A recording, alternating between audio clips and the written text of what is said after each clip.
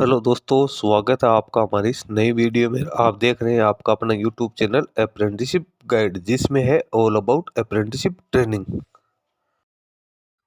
दोस्तों मेरे पास कुछ ऐसी क्वेरीज आ रही है जिसमें कैंडिडेट्स द्वारा ये पूछा जा रहा है कि सर जो डीबीटी स्कीम लागू की गई है एनईपीएस के अंडर में, जो कि 1 अप्रैल 2024 से मैंडेटरी रूप से लागू कर दी गई है,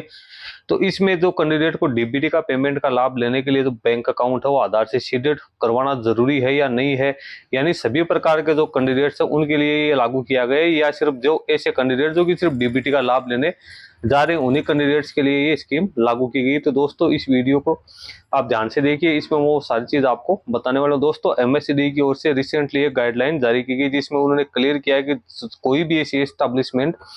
जो कि डीबीटी स्कीम का लाभ अपने कैंडिडेट्स को दे रही है, अप्रेंटिस को दे रहे हैं, तो उन कैंडिडेट्स के लिए उनका बैंक अकाउंट है वो आधार से सीडेड होना जरूरी है, उनकी ईकेवाईसी वो कंप्लीट होनी जरूरी है। इसके साथ ही उन कैंडिडेट्स की जो बेनिफिशियरी आईडी है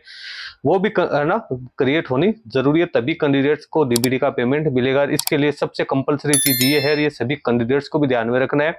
और एस्टेब्लिशमेंट को भी ध्यान में रखना है। कैंडिडेट्स खास तौर से इस चीज को ध्यान रखें ताकि उन्हें कोई समस्या नहीं आए कि यदि एस्टेब्लिशमेंट है जो कि एनईपीएस पोर्टल गेटवे, जो कि अभी उन्होंने एक नया पोर्टल जारी किया है पेमेंट के लिए, तो उसके जरिए यदि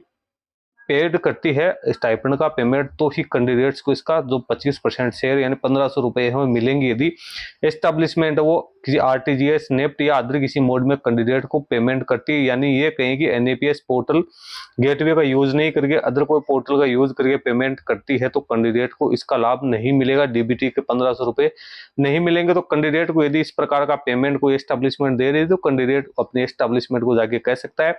कि अदर पेमेंट से यदि आप हमें अदर गेटवे से आप हमें पेमेंट करते हो तो हमें जो स्टाइपेंड का पेमेंट गवर्नमेंट ऑफ इंडिया का शेयर है वो पीएफएमएस सिस्टम के द्वारा नहीं मिल रहा है, तो पूरा पेमेंट है वो एस्टेब्लिशमेंट को ही पेड करने पड़ेगा। सिर्फ और सिर्फ डीबीटी का पेमेंट उन्हीं कैंडिडेट्स को मिलेगा जिनकी एस्टेब्लिशमेंट है वो एनईपीएस पेमेंट गेटवे के माध्यम से कैंडिडेट को पेमेंट करती है। तो सबसे इंपॉर्टेंट बात यही है, कैंडिडेट और एस्टेब्लिशमेंट दोनों ध्यान रखें। एस्टेब्लिशमेंट भी है वो एनईपीएस जो अप्रेंटिसशिप पोर्टल का पेमेंट गेटवे उसी के माध्यम से पेरोल जनरेट करके और जो गाइडलाइंस थी उस गाइडलाइंस के अकॉर्डिंग ही पेमेंट करे, तभी एस्टेब्लिशमेंट है उन जो कैंडिडेट्स उनके बैंक अकाउंट में पेड जाएगा। इसके अलावा जितने भी नॉन डीबीटी कॉन्टैक्ट्स है, यानी ऐसे एस्टेब्लिशमेंट जो कि नॉन डीबीटी कॉन्टैक्ट या नॉन एनईपीएस कॉन्टैक्ट जनरेट करती है, यानी जिनको डीबीटी का लाभ अपने कैंडिडेट को नहीं देना है, सारा स्टाइपेंड का पेमेंट एस्टेब्लिशमेंट खुद कर रही है, तो उन कैंडिडेट्स के लिए ये जो आधार सीडेड बैंक अकाउंट होना जरूरी है, उनके लिए ओनली और ओनली एडवाइसेबल रखा गया है। उनका कॉन्टेक्ट है वो साइन हो सकता है, लेकिन जिन कैंडिडेट ने डीबीटी की कंसेंट दी है, जिनके एस्टेब्लिशमेंट डीबीटी का कॉन्टेक्ट जनरेट करी है, उनका आधार सीडेड होने के बाद में ही और उनकी केवाईसी पूरी होगी, उसके बाद में बेनिफिशियरी आईडी जनरेट होगी, तो उसके बाद में ही वो कॉन्टेक्ट पे साइन कर पाएंगे। लेकिन नॉन एनईपीएस के जितने भी कॉन्टेक्ट जनरेट होते हैं उनके ऊपर कैंडिडेट के इस प्रकार की कोई बाध्यता लागू नहीं है, वो आराम से साइन कर सकते हैं। इसलिए कैंडिडेट जैसे कॉन्टेक्ट साइन करने के लिए जाए वो सबसे पहले ये नोट कर ले कि उनका जो कॉन्टेक्ट है वो नॉन डीबीटी के तौर पर जनरेट हुआ है या डीबीटी कॉन्टेक्ट के तौर पर जनरेट हुआ है। यदि नॉन डीबीटी कॉन्टेक्ट उनका जनरेट किया गया एस्टेब्लिशमेंट के द्वारा, तो उनको सारा पेमेंट है वो एस्टेब्लिशमेंट ही